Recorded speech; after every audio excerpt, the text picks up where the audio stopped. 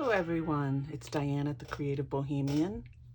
I just got back from vacation and I haven't had a chance to start the base for the Storybook Cottage, so I figured I'd show you what I have been doing in the meantime while I wait for supplies that I need for that other project.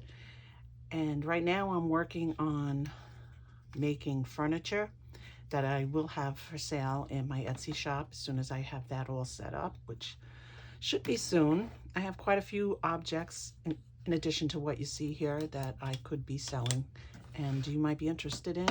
And if not, maybe you would just be interested in how I came about making and choosing what I did do for the shop. So what I am using is kits that I purchased in bulk, I would say a good 15 years ago. These are the House of Miniature kits. This one is for a single low post bed, Chippendale, circa 1760 to 1770. And that would be this bed. Now, I started making chose the colors and created the beds those 15 years ago, and they've been sitting waiting for me to finish them. And having just come back from Colonial Williamsburg, where the actual version of these beds and all the other furniture, because these are all Chippendale, actually are, I'm a little bit hesitant about the fact that I did something so modern. I kind of wish I had left it to look like it is, and then because I was really inspired by Colonial Williamsburg. I really loved it. I actually put some pictures on Facebook that showed what was called the Long Island Dollhouse in the art museum there. I put that on Facebook, on my Facebook page. So if you're interested in seeing the Long Island Dollhouse that's at the art museum at Colonial Williamsburg, just hop on over there. I'll put the link in my description. But meanwhile, obviously, as you can see, I chose a butterfly theme and did the paint job as a blue background like the sky.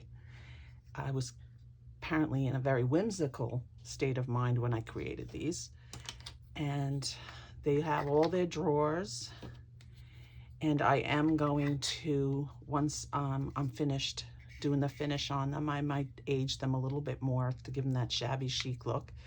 But once I'm done aging them and painting them, I'm going to actually accessorize them so that they'll be finished pieces that once they'll have all the papers, the note papers, the ink pens, all the little accoutrements that you would have in a desk. The beds will be completely dressed. And as you see, it's a very simple bed. This is a stool that I had put a printable image on top of fabric when I made it. And that's the only thing that doesn't have butterflies. It has a rose pattern, but it is very pretty and I love it.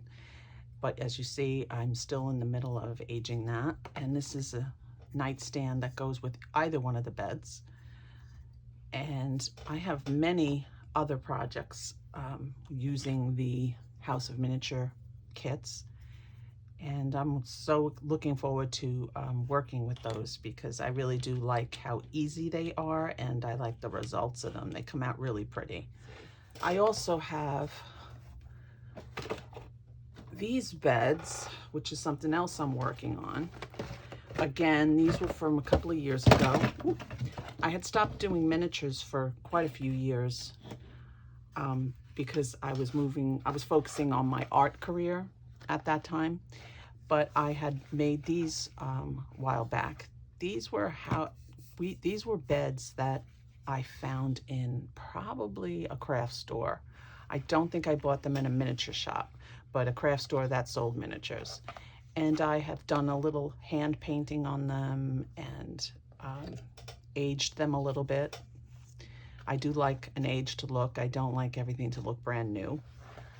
And put this really fabulous toile de jouy fabric on here. It's in pink. It's an 18th century image. little guys wearing a tricorn hat, and the ladies are in gowns from that period. But I'm also going to finish dressing it. This isn't completely done. It needs more pillows. It needs maybe a blanket somewhere on it, like a throw blanket. So, and then I have another one over here. And this one, put that over there. This one still has yet to be dressed. It just has a mattress. I painted this one with a floral pattern, and it's in white and green. And I gave it a bed skirt of really fine cotton lace. So that one is, I'm looking forward to finishing, adding the coverlet and the pillows. So this is what I'm working on while I said I wait to get what I need to do the base landscaping for the storybook cottage. This is another House of Miniatures piece with all the drawers. Again, I'm going to dress this piece with all with things in all the drawers. I like to create all my pieces as if they are already dressed and there's something in there to be found, little treasures. It has a few issues with the knobs, which will be replaced and fixed, and the back of it hasn't been painted yet. But this is another project that I'm going to get finished. This is what I am currently working on. If you're interested in seeing how I dress the beds, that'll be my next project, again, before I do this finished storybook cottage landscaping, because I need a break from that house anyway. So I figured I would do something a little bit different, and I hope you'll join me when I do post that next video where I start working on finishing up all these little pieces from the House of Miniatures Chippendales series. So with that, I will let you go, and I appreciate you tuning in and getting this far in the video. Do me a favor, if you would, and give it a like, a comment, so that the algorithm likes what I'm doing and recognizes it and continues to show my videos in the feed. And if you would, please subscribe if you haven't already. I would love that. The more subscribers we get, the better I'll be able to bring you more content. And also, we are at over 500 over 500 subscribers, and I did promise myself when I started this channel, that I would come on camera myself so they could see what I look like and maybe chat. And I will do that soon. I really think that would be something that I would enjoy, is speaking to you as myself rather than as a voiceover. So hope to see you in the next video, and have a great day. Bye now.